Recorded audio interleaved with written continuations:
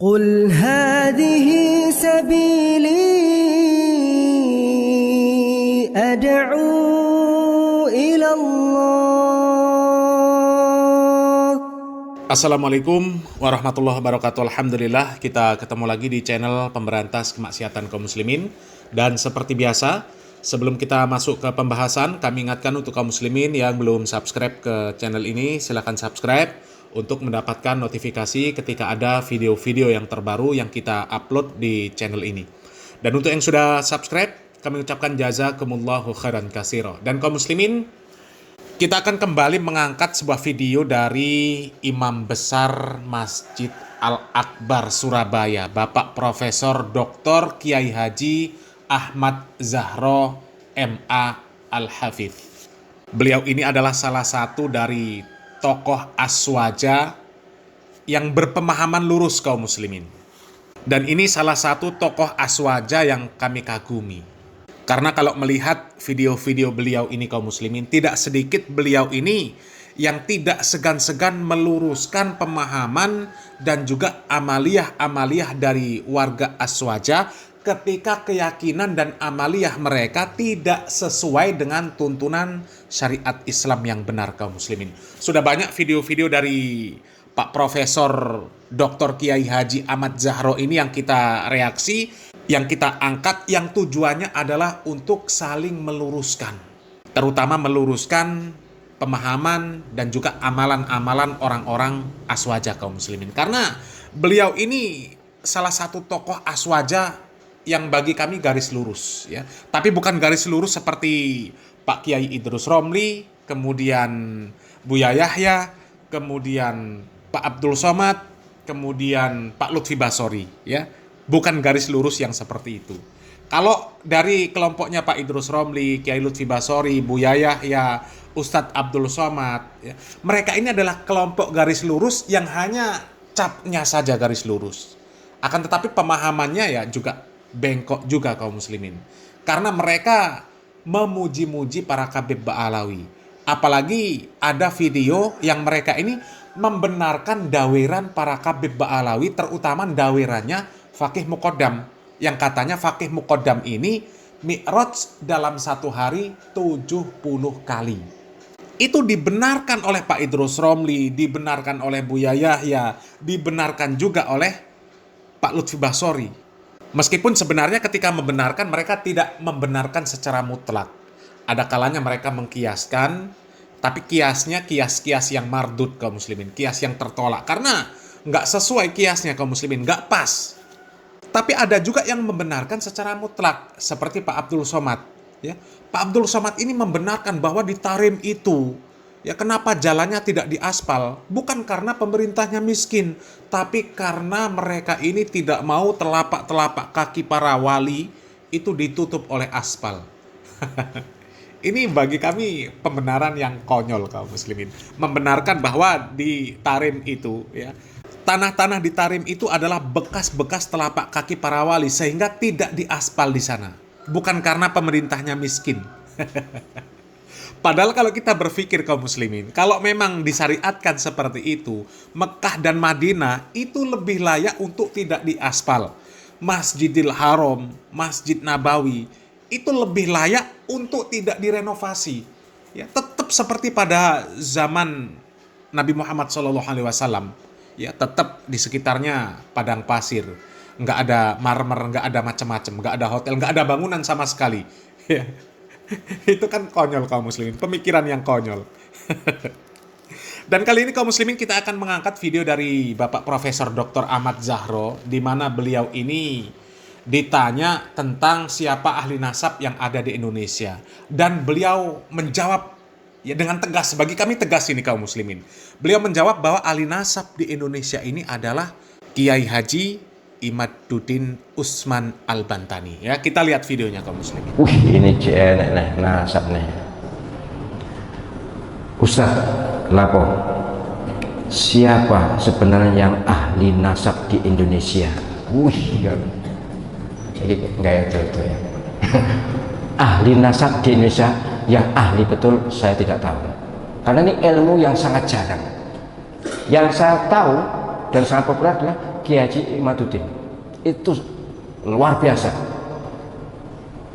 Terserah dengan setuju atau tidak setuju bahwa secara akademik ilmiah itu dahsyat sekali. Sayangnya itu hanya untuk penelitian apa? Magister kayaknya, tesis ya. Itu andai kata digunakan disertasi pun menjadi disertasi yang sangat unggul. Saya itu sudah membimbing puluhan doktor. Saya belum pernah ketemu orang yang meneliti sehebat Kiai Imaduddin ini. Itu dahsyat loh, luar biasa. Meneliti dari abad 3 Hijriah, kitab-kitab dilacak semuanya. Allah, saya kagum dengan ketelatenan, kemampuan, kemauan itu. Dan hasilnya ternyata teruji.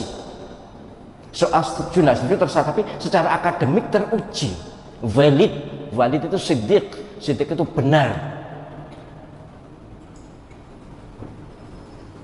Jadi kalau ditanya ahli nasab siapa? Ya Kiai Imaduddin. Wah, dia tidak spesialis nasab. Memang tidak ada kuliah spesialisasi nasab, tidak ada.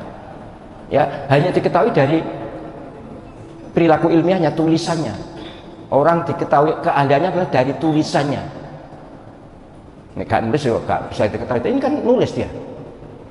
Dan bahkan kemudian didiskusikan, didialogkan. Berarti kalau ditanya siapa ahli nasab Indonesia, iya Kiai Imad. Oh tapi begini-begini, sudahlah. Pertanyaannya kan begitu. Siapa yang paling ahli? Yang satu itu. Kiai-kiai yang lain alim tapi bukan ahli nasab. Tidak mudah ini golek ahli nasab itu. Ya aku takut ini golek perkara atau golek ini perkara saya. Pokoknya jangan mencela, jangan mencaci, jangan menghina, jangan meremehkan. Hormati semuanya termasuk habaib.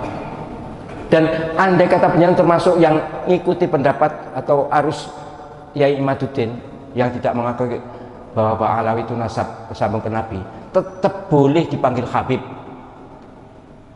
tetap harus dihormati walaupun penjenengan tidak mengakui ketersambungan nasab Pak Alawi kepada Nabi. Memang ya kalau penjenengan mengikuti itu ya susah untuk tidak percaya. Saya sebagai akademisi jelas harus percaya, secara akademik tidak bisa dibantah. Perkara yang tidak setuju ya banyak, hal-hal yang tidak setuju banyak. Tapi ini penting untuk saya tegaskan, bagi saya itu gini loh, yang terpenting itu sebenarnya yang paling berkepentingan itu para habaib. Lebih bagus tidak mengakui keturunan Nabi tapi keturunan Nabi daripada mengakui tapi bukan. Itu berbahaya sekali untuk keselamatan akhirat. Apalagi sudah ada beberapa yang mimpi tentang ini. Kalau saya takut ya, kalau saya takut tetap ngotot sebagai keturunan Nabi itu takut. Bahkan sebaiknya kalaupun keturunan Nabi sebaiknya tidak usah ngomong, itu lebih bagus. Ini bolak-balik tak sampaikan lagi. Ben blanger. Untuk kaum muslimin ya, sekelas Pak Profesor Dr. Kiai Haji Ahmad Zahro MA saja kaum muslimin. Beliau mengakui bahwa apa yang dilakukan oleh Kiai Haji Imaduddin Usman Al-Bantani itu sebuah gerakan yang sangat luar biasa. Beliau mengapresiasi dengan sangat luar biasa dan beliau mengakui ya, sepertinya belum ada di Indonesia ini yang ahli nasab seperti Kiai Haji Imaduddin Usman Al-Bantani. Ya. Dan kalau kami kaum muslimin, terus terang saja kaum muslimin, kami lebih percaya terhadap tokoh aswaja seperti Pak Profesor Dr. Ahmad Zahro ini kaum muslimin daripada yang lainnya. Kalau yang lainnya ya terkadang ada perkataannya yang benar yang kemudian kita angkat seperti Pak Profesor Kiai Haji Said Akil Siraj. Ada perkataan dia yang bagus, yang benar kita angkat. Ya, ketika beliau mengatakan bahwa Maulid itu asalnya dari Syiah, ya kita angkat.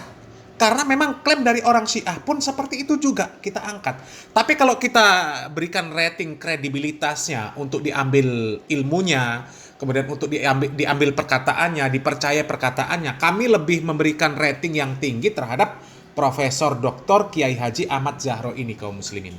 Dan memang secara realita kaum muslimin ya, belum ada yang bisa membantah tesis dari Kiai Haji Imaduddin Usman Al-Bantani. Belum ada yang bisa membantah tentang hasil penelitian dari Kiai Haji Imaduddin Al-Bantani yang menyatakan bahwa berdasarkan penelitian baik ilmu sejarah, ilmu nasab, ya, terbukti bahwa para Kabib Ba'alawi itu tidak terkonfirmasi sebagai zuriat Nabi Muhammad SAW. Jangankan zuriat Nabi Muhammad SAW, DNA Arab pun tidak. Ya, DNA-nya bukan Arab. Lalu bagaimana mereka mengklaim mereka adalah zuriat Nabi Muhammad SAW? Dan itu belum ada yang memberikan bantahan yang ilmiah kaum muslimin. Bahkan para Kabib Ba'alawi yang tadinya memerintahkan untuk tes DNA, untuk memverifikasi, untuk membuktikan kebenaran nasab mereka, ya, kebenaran bahwa DNA mereka mirip dengan Nabi Muhammad SAW, ternyata mereka ya menjilat ludah sendiri. Akhirnya mereka sendiri mengharamkan tes DNA. Itu kan konyol. Tadinya memerintahkan, kemudian mengharamkan. Alasannya apa? Dan yang menarik lagi kaum muslimin, pernyataan dari Pak Profesor Ahmad Zahro tadi kaum muslimin, ya. Lebih baik para Kabib Ba'alawi itu tidak mengaku bahwa mereka adalah zuriat Nabi Muhammad SAW, meskipun benar mereka itu adalah zuriat Nabi Muhammad SAW.